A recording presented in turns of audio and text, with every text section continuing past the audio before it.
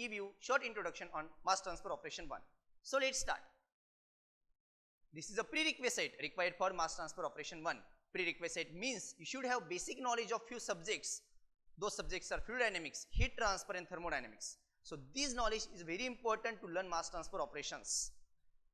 This is the content of mass transfer operation 1. First one is a molecular diffusion in fluids. After that, gas absorption, mass transfer coefficient, interphase mass transfer, equipment for gas liquid operations. After that, liquid extraction, which is followed by leaching and crystallization.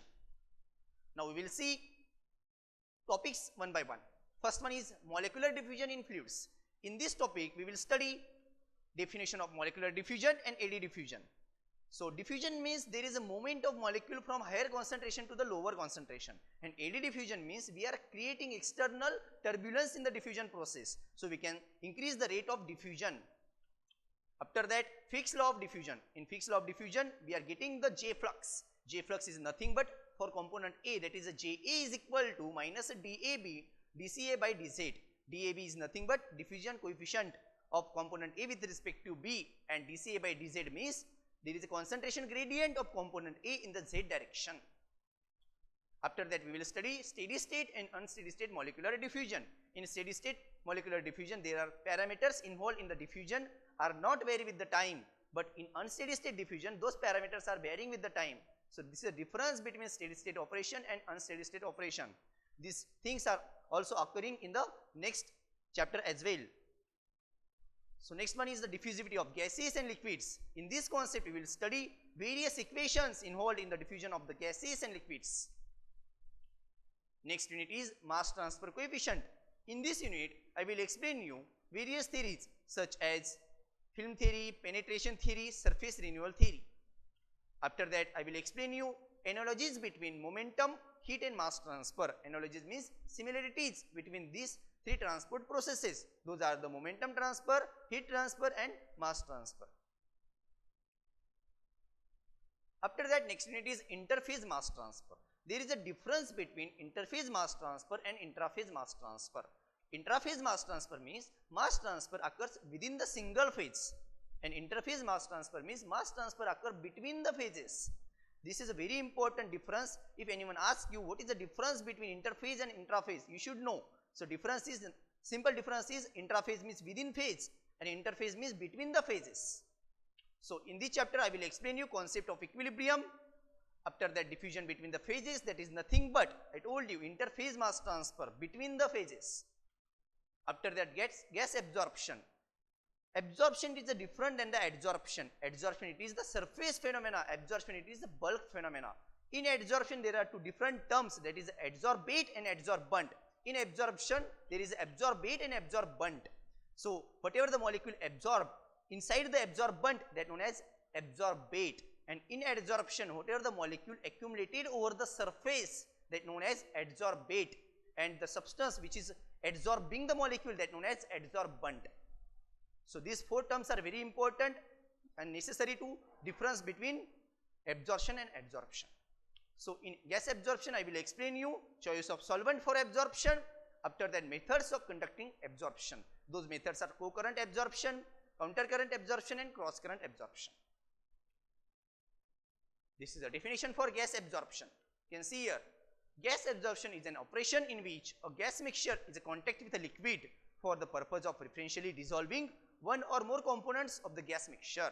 Means if I want to separate any component from the gaseous mixture, so I will use absorption phenomena in which I am contacting my gaseous mixture with the liquid stream, where component preferential means required component I am separating from the gaseous mixture by using liquid stream. So this is nothing but gas absorption, and for this phenomena we are using bubble column. In many industries, bubble column is being used for the gaseous component separation. You can see here in this figure, gaseous stream coming from the bottom section to the top section and liquid stream coming from the top section to the bottom section. Next unit is equipment for gas liquid operation. So here equipments are classified into two types. First one is gas dispersed equipment and second one is the liquid dispersed equipment. In gas dispersed equipment, we will study Tree tower, and in liquid dispersed we will study So in gas dispersed, first we will see tray tower. After that, different trays are available to get the better contact of the liquid and gaseous stream. Better separation is possible when there is a better contact between the liquid stream and gaseous stream. So in gas dispersed, we will study tray tower. After that, different types of trays. After that, adverse vapor flow condition. Adverse means more than required. Okay, adverse vapor flow condition. Because of the adverse vapor flow, there can be flooding, there can be entrainment, there can be dumping.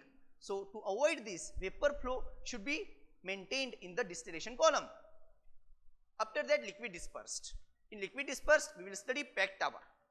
After that, different types of packings. For example, random packing, regular packing. We will study all these things in liquid dispersed equipment. And finally, we will study difference between tray tower and pack tower.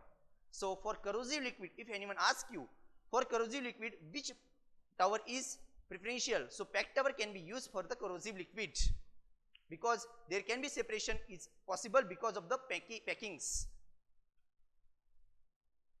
Now this is the figure for tray tower. In other words, I can say it is the gas liquid contactor. You can see in this figure there is a feed plate. Above the feed plate, that section is known as a rectifying section, and below the feed plate, that section is known as stripping section. There is a reflux stream as well. Reflux is nothing but ratio of liquid to distillate. Okay, that is coming from the condenser. Condenser is used for the cooling purpose, and reboiler here used for the heating purpose. You can see here, this is a distillation column and this is a tray type column, where liquid is coming from the top section and vapor is coming from the bottom section to the top section. After that, we will study liquid extraction. Liquid extraction is a different from the leaching. In liquid extraction, we are separating liquid components from the liquid mixture by using third liquid.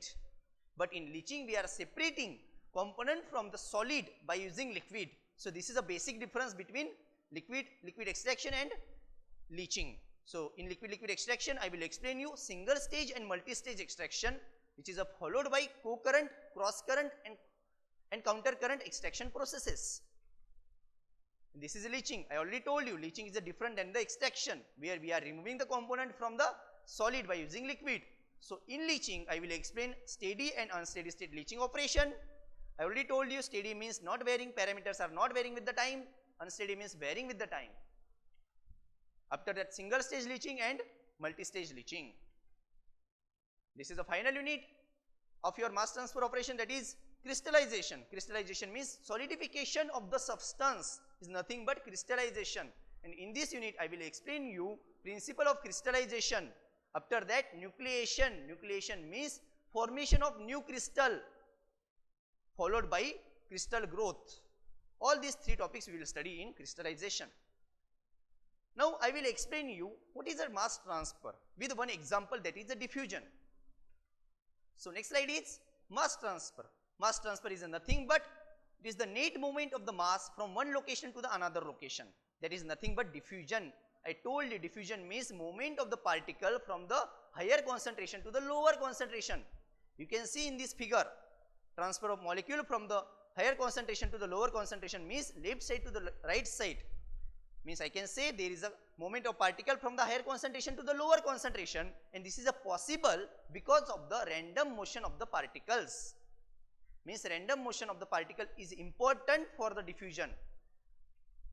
After that, this process is a passive in nature. Passive in nature means there is no energy required for the diffusion. If process is active in nature means energy is required for the diffusion process. But diffusion process is passive in nature means no energy is required. This is again figure for the diffusion. Next topic is the concentration gradient. Concentration gradient means a difference in the concentration in the two areas. You can see here in the slide, a difference in the concentration between the two areas is nothing but concentration gradient. And rate of diffusion can be explained by using the rate concentration gradient. What effect might the gradient have on a speed of diffusion? Means speed of diffusion means rate of diffusion. Concentration gradient having the effect over the rate of diffusion. What is those effects? I will explain you now. First, you can see in this figure, first figure, steep concentration gradient is available. Steep concentration gradient means large concentration difference available in the two areas.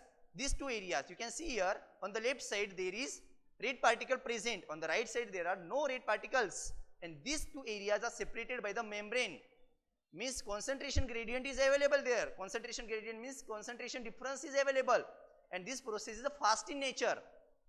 In the second figure you can see the shallow concentration gradient is there, means concentration difference is there but minimum difference is there, means already some red particles are present on the right side, means this process is a slower in nature and previous process is a fast in nature.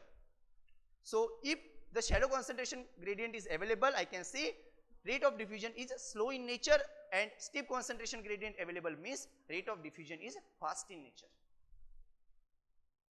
After that, factors affecting diffusion.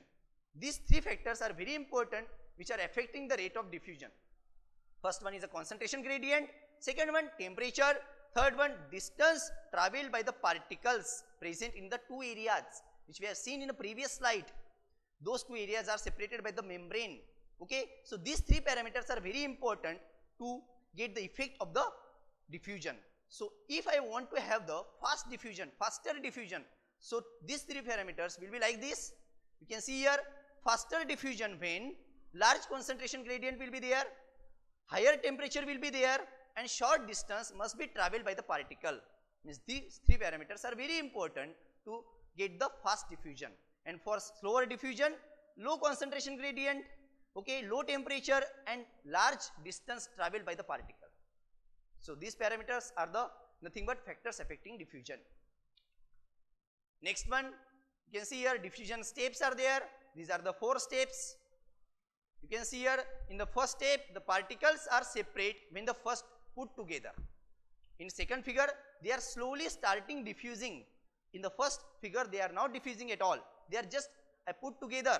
Okay, in second figure they are start diffusing. In third figure you can see they are nearly diffused but not completely diffused. In the last figure they are completely diffused.